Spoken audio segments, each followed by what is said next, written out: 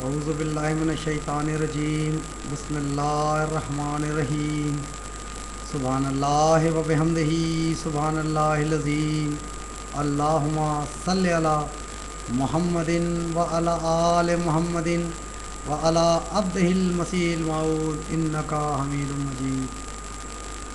معزز ناظرین، السلام علیکم ورحمۃ اللہ وبرکاتہ۔ خاکسار ایک وقت کہ آج کے ہمارے پیارے امام سیدنا حضرت مرزا مسرور احمد خلیفۃ المسیح الخامس اید اللہ تعالیٰ بنصرہ العزیز کے خطبہ جمعہ پر اس بدبخت نے جو اپنا تجزیہ پیش کیا ہے اس کا جواب لیے آپ کے سامنے حاضر ہے۔ اس بدبخت نے یہ کہا ہے کہ جرمن کے جلسے میں یہ دیکھنے میں آیا کہ نافرمانی جو ہے عام ہو گئی ہے، آپس میں یہ لوگ بہت زیادہ لڑ رہے ہیں اور ریسزم بھی کھل کر کے سامنے آ گئی ہے۔ عورتوں کو سیکنڈ کلاس ٹریٹ کیا جا رہا ہے احمدیت کے اندر،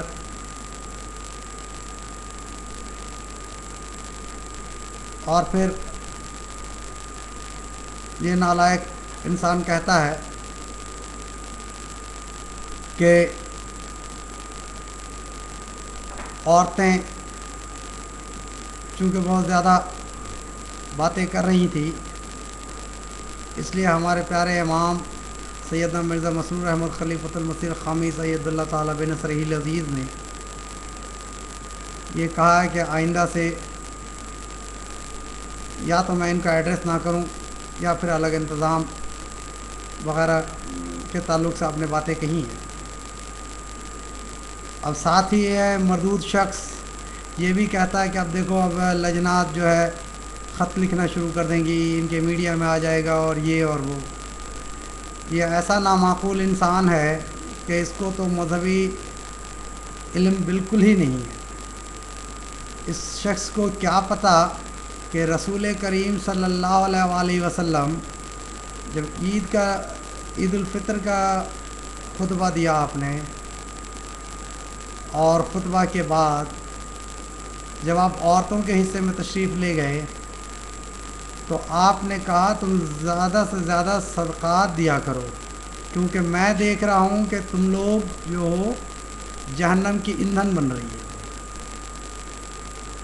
کیا نعوذ باللہ اس سے یہ مراد لیا جائے کہ رسول کریم صلی اللہ علیہ وسلم کے دور میں جتنی بھی عورتیں تھیں وہ سب جہنم کے آگ کی جو ایندھن بننی یا بنیں گی؟ اس نامعقول انسان کو یہ بھی نہیں پتہ کہ اللہ تعالیٰ جو مومنوں کو مثال دیتا ہے کہ تم اس مثال پر عمل کرو، اس طرح مومن بنو، تو اللہ تعالیٰ دو عورتوں ہی کا مثال دیتا ہے، ایک تو فرعون کی بیوی اور دوسری جو ہے حضرت مریم، یہ دو کا مثال دیتا ہے۔ اب یہ جو ہمارے پیارے آقا نے کہا کہ یہ تو اس کو سمجھ میں نہیں آئے گا، کیونکہ اس کو سمجھ میں آئے گا جس کے اندر تقویٰ ہو اور جو کچھ سمجھے۔ اور پھر ودن اے منٹ جو ہے اپنی بات کو اس طرح بھی کہتا ہے کہ اب لجنا جو ہے خط لکھنا شروع کر دیں گی۔ یقیناً یہ ان کے لیے قہر ہے، یہی تو محبت ہے، یہی تو احمدیت ہے۔ تمہارے نصیب میں تو یہ نہیں ہے، تمہارے نصیب میں حسد ہے، جلن ہے۔ حسد کرو، جلو اور اپنے حسد کی آگ میں جل کر کے مرو۔ یقیناً لجنات جو ہے اب لکھیں گی، یقیناً اخبارات میں یہ آئے گا، یہ تو نیچرل چیز ہے۔ اپنے امام کے آواز کے بنا یہ رہ نہیں سکیں گی۔ لیکن اے بدبخت، تیرا کامنٹ کون سنتا ہے؟ ذرا کبھی دیکھا ہے تو نے کہ تیرے کامنٹ کو کتنے لوگ وزٹ کرتے ہیں، کتنے اس کو جو ہے سہارتے ہیں؟ تم بدبخت کے نصیب میں تو نہیں ہے، تم کو کیا سمجھ میں آئے گا؟ اللہ تعالیٰ نے تمہارے مقدر میں یہ لکھ دیا ہے تم احمدیت کی ترقی دیکھو اور اس دیکھ کے حسد کرو، اس حسد کے آگ میں جلو اور مرو۔ پھر میرے بھائیو یہ بدبخت کہتا ہے کہ نعوذ باللہ ہمارے پیارے امام ہماری تربیت نہیں کر سکے۔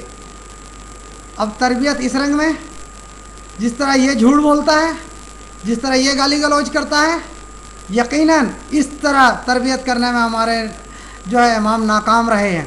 ہم کو نہیں دے سکے وہ تربیت جو تربیت تم کو ملا ہے، کیونکہ ہم کو آپ نے وہی سکھایا ہے اپنے خطبات کے ذریعہ، اپنے خطابات کے ذریعہ جو قرآن میں ہے، اور جس بات کی تلقین رسول کریم صلی اللہ علیہ وسلم نے کی ہے۔ ابلیس مردود اور ڈاکٹر گوگلز کی کہانیاں ہم کو نہیں سنائی گئی ہیں تمہارے طرح، کیونکہ تم اس سے متاثر ہو، تو تم کیا جانو۔ یہ ہندی میں کہاوت ہے، ہندوستان میں بندر کیا جانے ادرک کا سواد۔ تو تمہیں کیا پتہ ہے کہ احمدیت ہے کون سی نعمت؟ تمہیں پتہ کیا ہے؟ پھر یہ کہتے ہیں کہ طنز کرتے ہوئے، مذاق اڑاتے ہوئے، جو حضور نے کہا کہ یہ دیگ صاف کرنے کی مشین احمدی جو بنائے ہیں، یہ مذاق کرتے ہوئے کہتا ہے چلو احمدی لوگ کچھ تو بنایا۔ کیسے بے غیرت ہو، تو پتہ نہیں ہے وہ واحد شخص جو فزکس میں نوبل لیا وہ احمدیوں نے دیا ہے،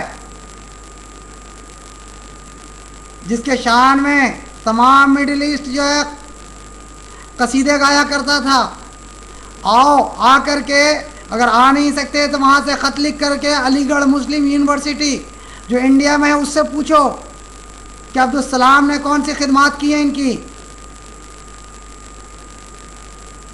تمہیں تو نظر نہیں آئے گا۔ کہاں سے نظر آئے گا؟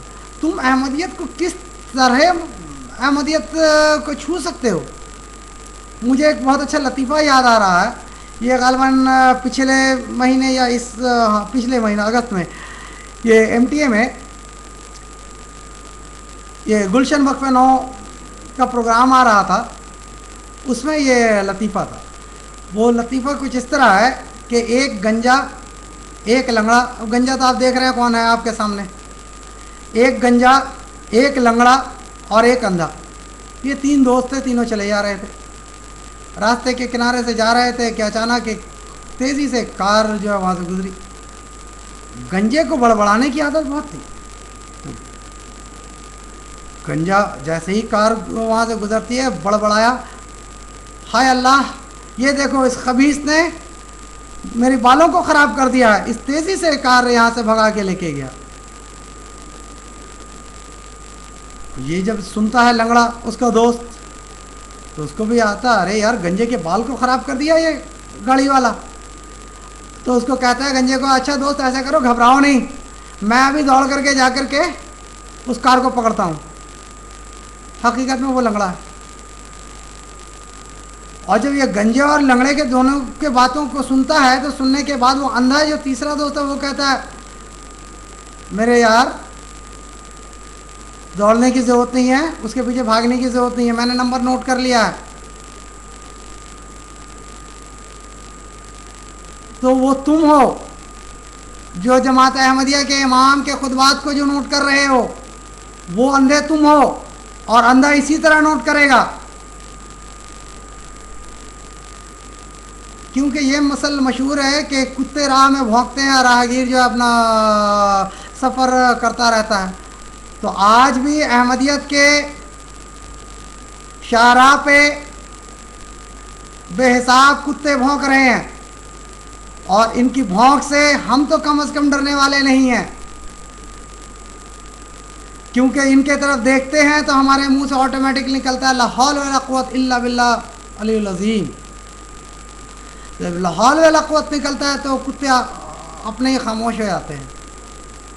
تو لہٰذا یہ جو تجزیہ تھا اس بدبخت کا، اس کے اوپر میرا یہ کامنٹ تھا۔ آپ لوگ اس بدبخت کے تجزیے کو دیکھنے کے بعد اگر میرا کامنٹ سنیں گے اور دیکھیں گے تو آپ کو سمجھ میں آئے گا کہ فضل احمدی نے جو اسے اخذ کیا ہے اس تجزیے سے وہ بالکل صحیح ہے۔ السلام علیکم ورحمۃ اللہ وبرکاتہ۔